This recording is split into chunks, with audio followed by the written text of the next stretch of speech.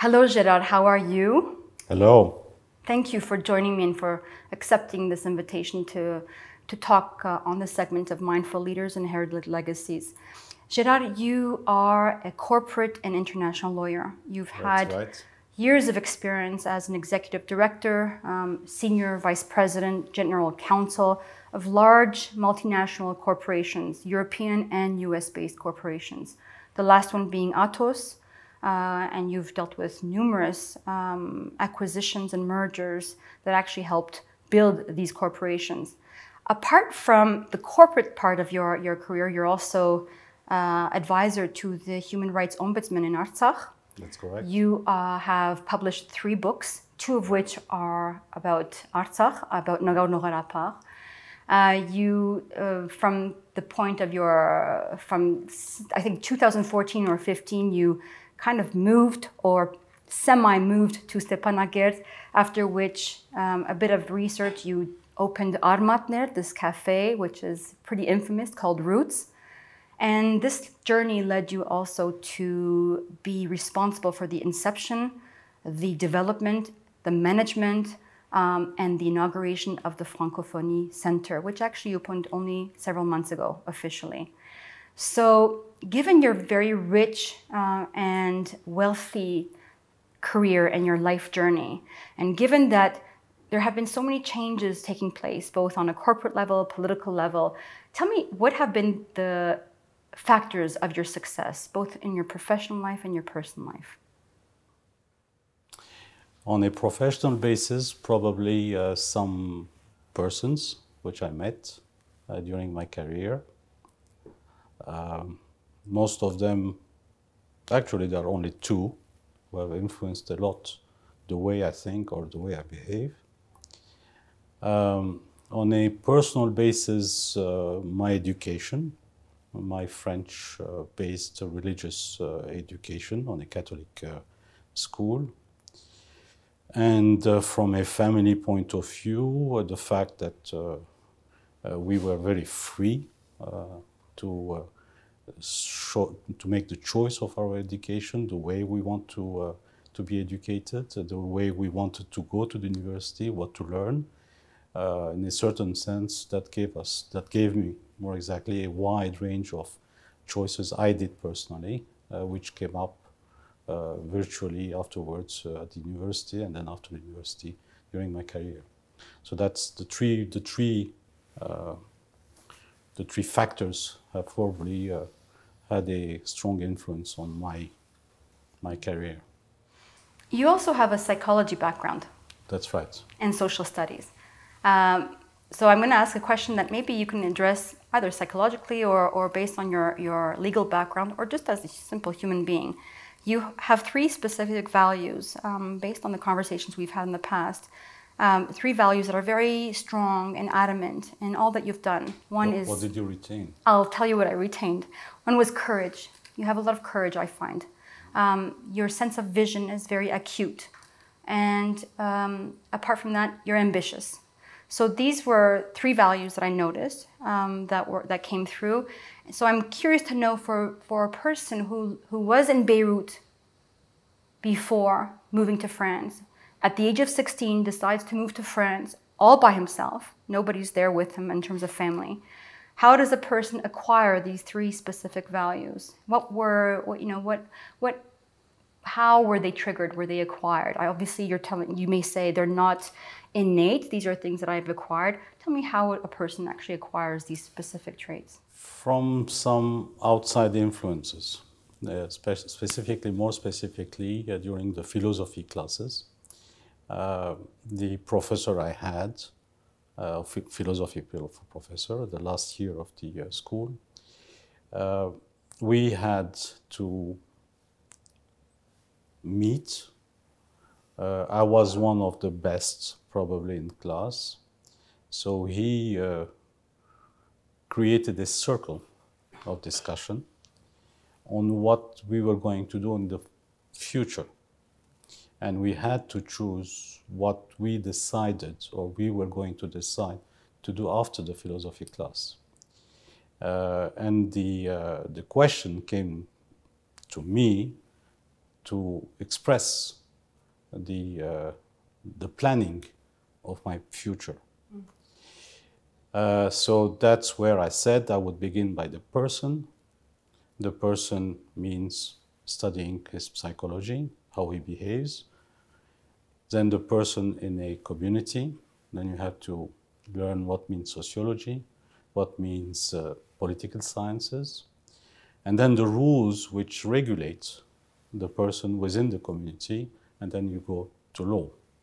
So the three factors and the three studies I did, which are psychology, political sciences, and international law, are related to those discussions within the circle I had during my last year of philosophy.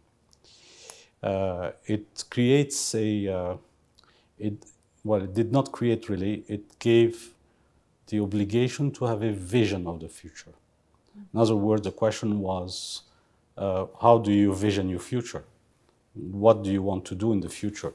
Where are you expected to arrive and how to reach it? So he was obliging us somehow to have a vision of our future. And the fact that we had to construct the studies to be done at the university was somehow the direction to get the notion of a vision. And that is something which has been always consistent afterwards during the career, etc. You would ask me a question on a project, I would ask first, what's your vision? What's the vision on the project? Or your strategy, for instance? No, that's not a question of a strategy. There is a difference between a vision, a tactic, or a strategy. The vision is not related to a strategy. The vision is related to how do you imagine what is going to happen and how would you like to imagine it. Let's take an example, very basic example. The Francophonia Center. The first question is, what is a Francophonia Center and what for? Yeah, what's the purpose? Yeah, the people would answer, they would say, well, Francophonia is to teach French. We are going to expand French languages within Artsakh or within Armenia or within Yerevan or wherever. We are going to construct French-minded people, blah, blah, blah, etc. The issue is not there. That is not a vision. That is an objective. It's a purpose. The vision is, if you do something, you want to do it in a project, what is for what and for whom? The first questions are, for whom are you doing something and for what? Once you have the vision of what is going to happen, then afterwards you can make all the marketing studies, you can make all the mathematical studies, financial studies, the business plan, etc., and then you decline. Now that is related to one question which was asked during my studies for the students, which was a very basic question. You have a radio and you're running a radio. The question is, your radio is spreading over 200 kilometers. The population is limited. Then somebody tells you, Gérard or Lara, I want to have this radio touching 1,000 kilometers. What would you do? So the students, including me, we began to say, well, I'm going to make a lot of publicity, etc. Somebody said marketing studies to see how and for what, and what would be the reason Lara would be hearing, listening to the radio, etc. And the professor said, no, those are tactical answers. Those are strategic approaches. The question is, if you want to spread your radio over after 200 kilometers up to 1,000, you have just to put on new antennas. And your radio is going to spread a much larger distance. So the question of how you're going to achieve your objective has to be within a vision. If you don't have the vision of spreading it to 1,000 with some technical means, what for? So Gérard, if I take this point of your vision, and you've been part of the inception, the whole conceptual idea of the Francophonie Center from the beginning, and you noticed what happened obviously in 2020 with Artsakh, you were there as well.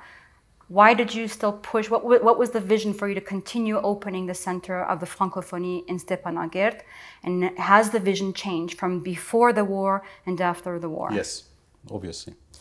Before the war, the vision was to have a cultural institute or a cultural center with the tool of the French language to enable to expand theater, movies, whatever French culture would bring, conferences, etc. Exactly what I did at Armadner previously in a very smaller, much smaller scale. The Francophonia Center was giving me a larger space to do it, but it was within that vision.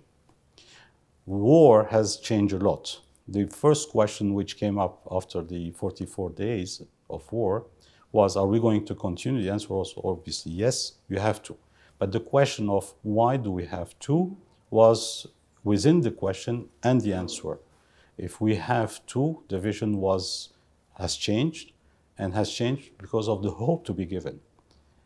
The first item or the first notion of what is the most important in Artsakh after 44 days is obviously work, work, work, comma, hope. If you don't have hope, you don't have work, there is no reason to do anything in Artsakh. Because Artsakh is an enclave, is surrounded, has lost the war. So if you want to have a strategy of keeping the people, you have to give them hope and work, work and hope. So today the Francophonia Center is much more a modern center, very modern,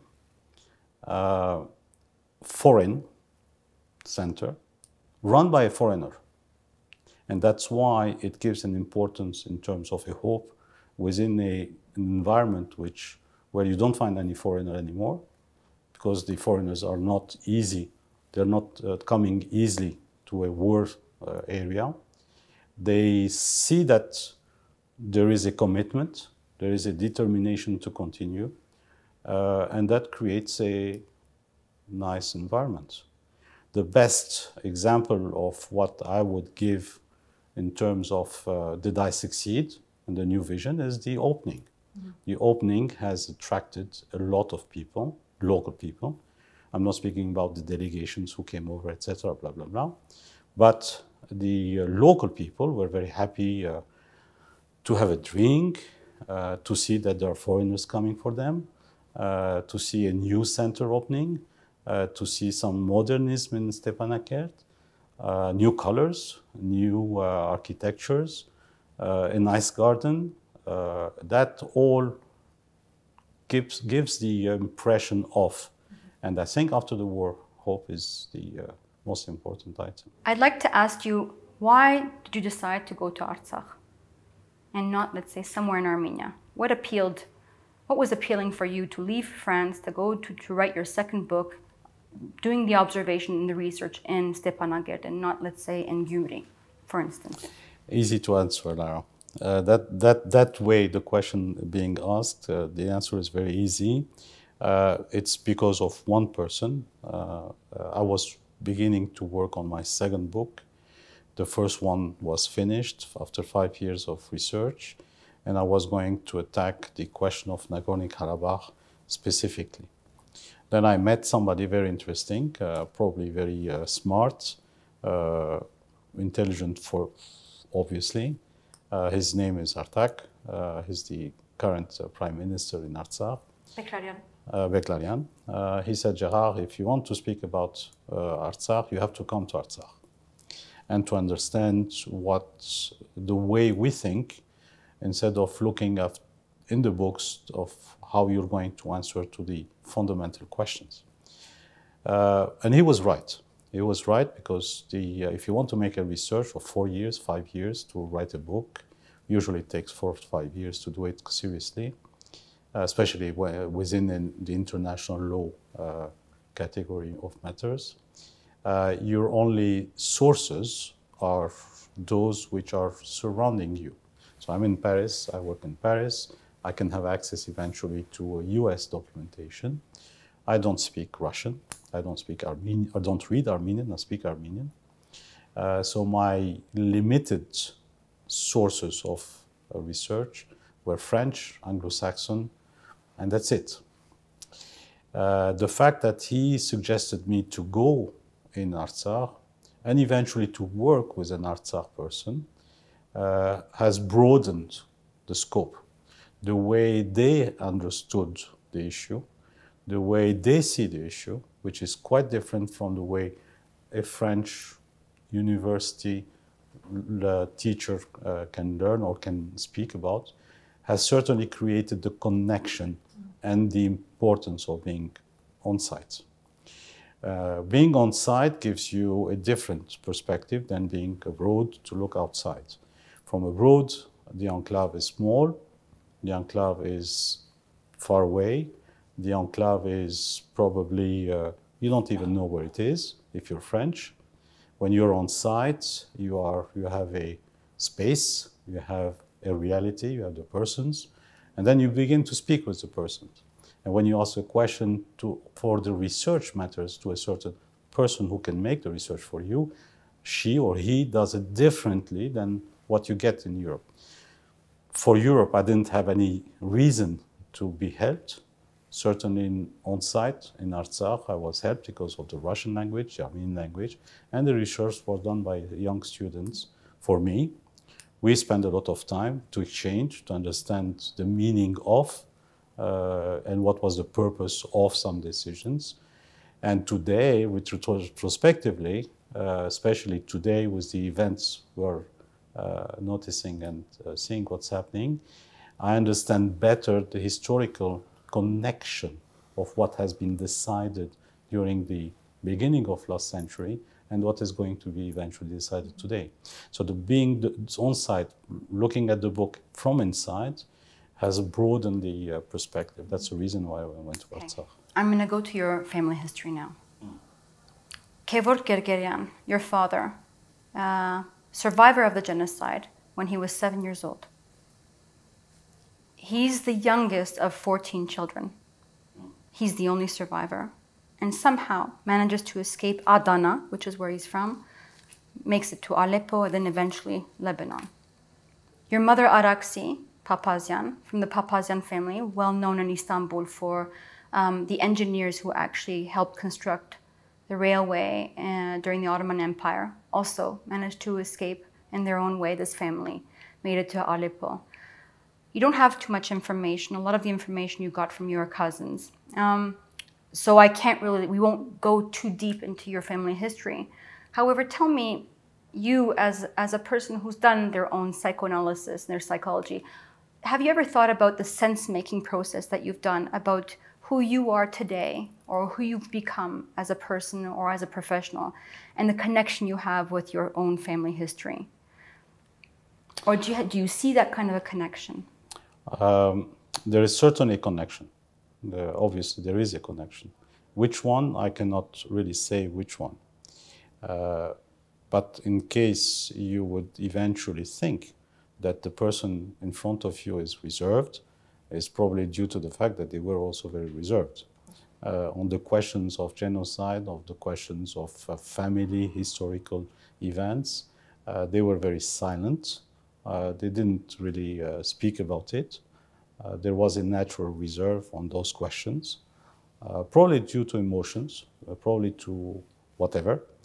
That creates a certain type of behavior of the person who has been looking, listening, and hearing, eventually not hearing.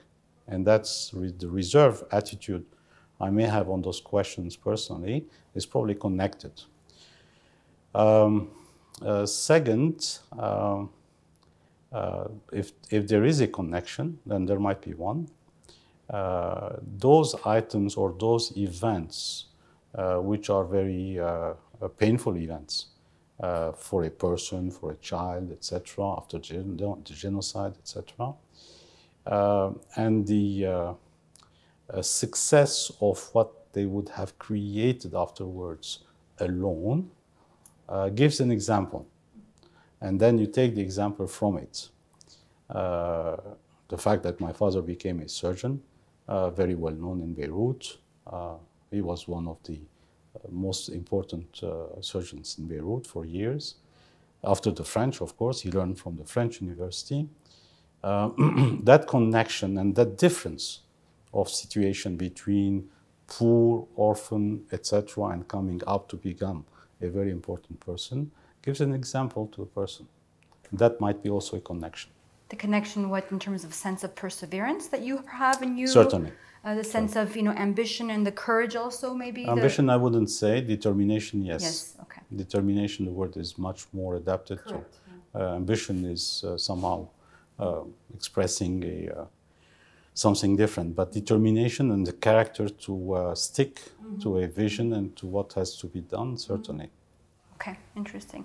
I want to also point out that you were a member since the late 70s, also a member of the team that worked on the resolution of the Armenian genocide in the European Parliament. You actually played a very major role in that team. I wrote the report. Yes, you worked on the report. The basic report of the yeah, this is why I mentioned this, because from our first conversation, that's the sense I got from you, that sense of perseverance, the determination, and the working on the repair.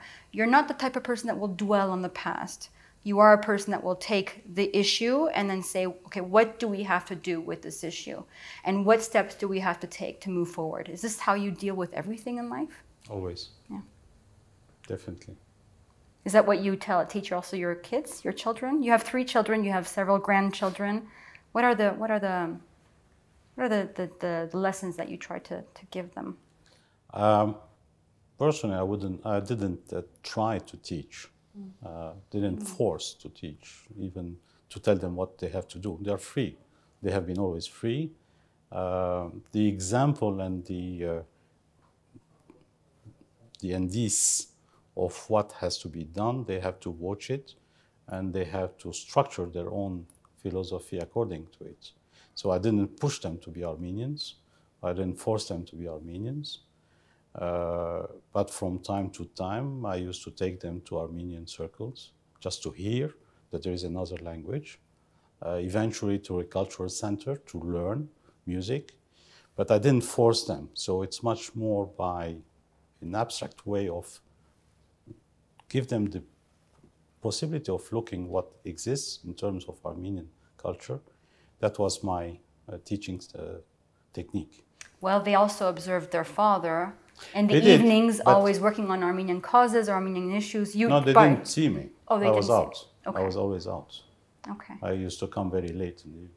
And were you the one that encouraged them from 16, 17 years old to start, coming to Armenia? They came on their own will. They came naturally. That was a natural behavior from them because they saw it or they heard about it, probably from their mother. That's possible. I don't know. I don't know what she was speaking during my absence during the day or the evenings, but certainly it did influence their way of thinking.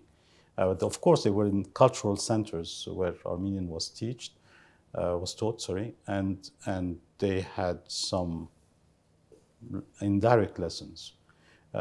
In psychology, there are 3 sorts of interviews: the direct, indirect, and semi-direct. The indirect is probably the most efficient one. So I have been using that technique many times in terms of education. I have one last question. You are in Stepanakert most of the time, or throughout many months of the year. What kind of you mentioned hope, work, and hope. How do you actually help people have hope? That's not an easy question. Stepanakert, if you take overall, globally, Artsakh, in terms of landscape, I have said that during my speech of the opening, Artsakh has nothing special. For a French or a European, you can find a lot in Tuscany, in Burgundy, it's even more beautiful sometimes. The difference is probably the population. Some persons, they have a force of character which is different. Some people would say they're stubborn. That's not, I don't think it's the good answer. But you would find people who are behaving according to personal values which you don't easily find in other populations. If they are Armenian since 2000 years, there is probably a reason for it. They could have left, they could easily leave, that's not an issue, there is a road, you can escape, and they did not. So the explanation which is I'm stuck to my land is not sufficient for me. It's much more a personality attitude they have. In terms of family relations, family links. Like consanguin, you were saying, I think. Yes. Blood relation or relation in terms exactly. of kin. Yeah. They are very community. They have a strong solidarity within their community. They are probably each one very different from the other and very critical to the other. But when it comes to a foreigner, and they have to behave towards a foreigner, you would feel their solidarity stronger than their behavior personally. You can eventually force them or put pressure on an item. They would immediately stuck together and they would not answer to you. They would give a collective answer to you. That is due to probably to their historical life, their painful history, whatever. But they have a solidarity, and that is very attractive in terms of differentiation between a population like that and an open population. It creates a consanguinity, that's for sure, because they think the same way, they turn around in the same enclave.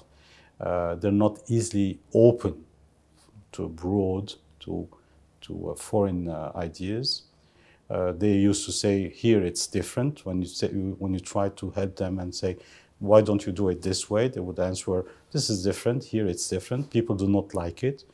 You try to convince them that maybe they can evolve.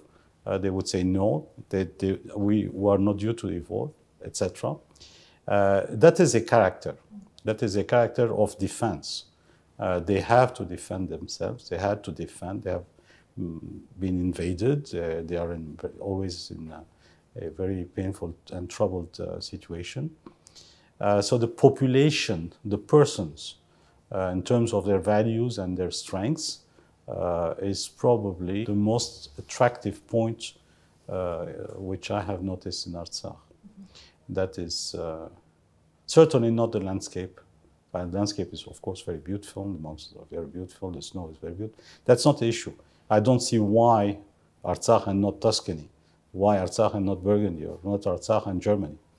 But that's not the point. The point is the population. Mm-hmm. And in a very strange way, after the 44 days of war, I used to know a lot of people in Artsakh before the war, and some of them have left for good reasons, family reasons, being afraid of the consequences of the war, etc. But they left. They're not coming back. A small portion, but an important portion, they left. But those who have stayed are representative of their character and determination. And they are very determined to stay. There is no more reason to stay in terms of security, safety, blah, blah, blah. But they're staying, and they will not leave. Because you are determined to stay. There is no other reason than that. They would tell you, we are not going to leave. And if you ask them why, you don't get a very easy or justifiable answer. Mm-hmm. You would get only the answer because we want to stay. Because elsewhere is not our where. It's not our space. This is our space. This is where we're going to stay. That is a trait de caractère. It's a determined, it's a will. It's a very strong will. To have that sort of will is not easy to find everywhere. Mm-hmm. So that's my impression. Very interesting. Gérard, I want to thank you. You drove all the way from Stepanakert to meet with us today. I'm very grateful, very inspirational journey that you've led, and I'm looking forward to seeing what the next chapter will look like. So thank you so much, Gérard. Thank you, Lara.